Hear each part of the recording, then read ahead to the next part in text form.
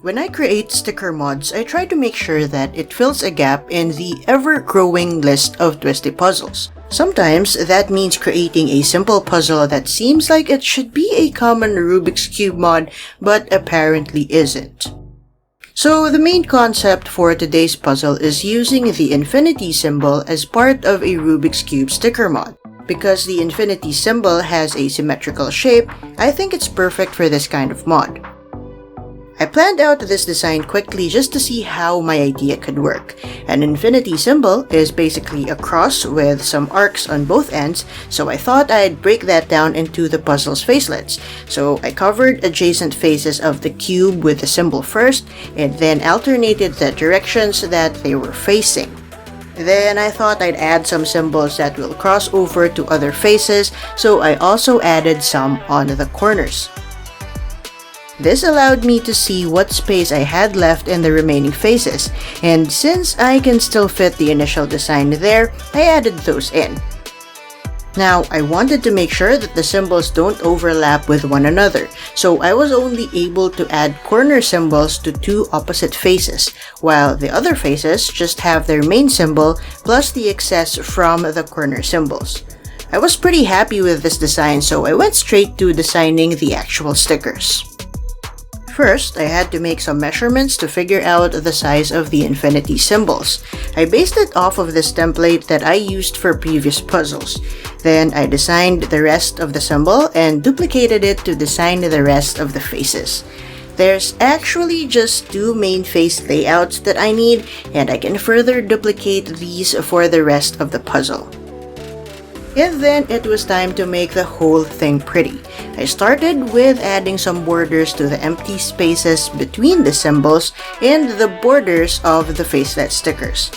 I usually use bright colors when I'm still mapping out the shapes on my designs just so it's easier to identify and isolate them later. I also like adding stripes to my designs, and this is usually how I make them. Stripes add more texture to a design, and they also add a layer of complexity to a puzzle because they dictate the orientation of the facelets. Then I duplicated the faces I made just to double check if the design actually works. At the back of my mind, I was already planning to use a white force cube for this project, so I recolored the stripes and went with a grayscale scheme. Then I deleted the rest of the faces that I only used to visualize the puzzle. Then it's off to printing and creating the rest of this mod. I cut the prints to smaller and more manageable pieces so that I don't accidentally ruin the stickers as I build the puzzle. And for projects like this, where the stickers are too similar, I lay them down based on how they should be placed together. This time, I'm using the uncut sticker set as a guide. This is so I don't get confused when I'm attaching the stickers, and believe me, that happens a lot. I really like how the design came out, and I'm still amazed that we don't have an infinity-themed mod before this, considering that there are many different ways that the infinity symbol can be used for a puzzle design, just because of its symmetry. I think infinity is like a giant math party. There's always room for one more number. And there's also always room for one more subscriber. So if you're enjoying this video so far, make sure to leave a like and subscribe to the channel for more puzzles like this one. You can also share this video with a puzzle-loving friend. That's the best way to help me get the word out about my videos, so it will really give the channel a boost.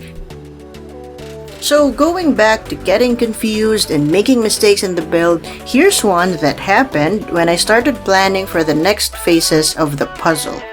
So I started putting the uncut sticker sets around the cube just to visualize where things need to go when I realized that some of the faces I printed don't go with the rest of the design. Remember how I said that I only needed two faces and just had to duplicate them? Well, I was wrong. Two of the faces are actually mirror images of another face. So I have to print those two faces out again, but I decided to continue with the rest of the build in the meantime and just have the prints when I only have those two faces left to finish.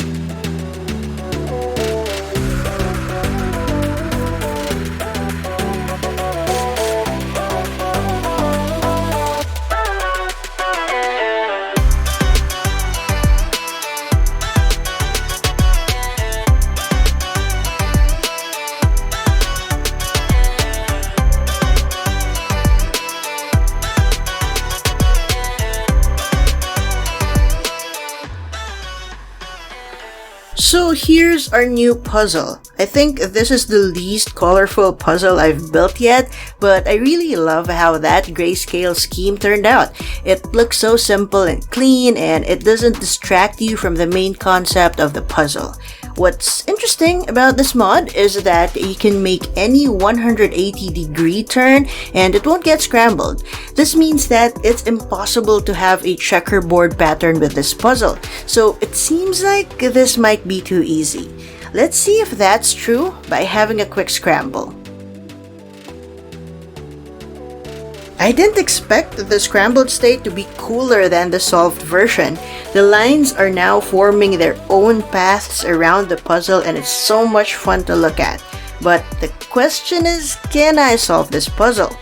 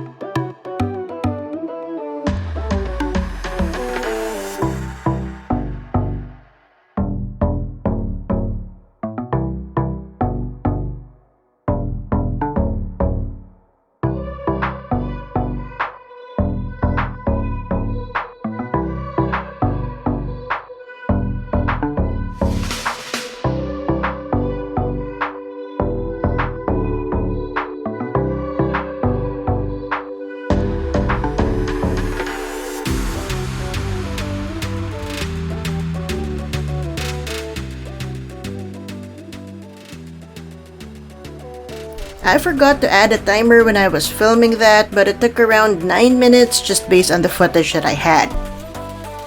It even took some more time just to check if the puzzle really was solved or if I made a mistake that was not easy to spot.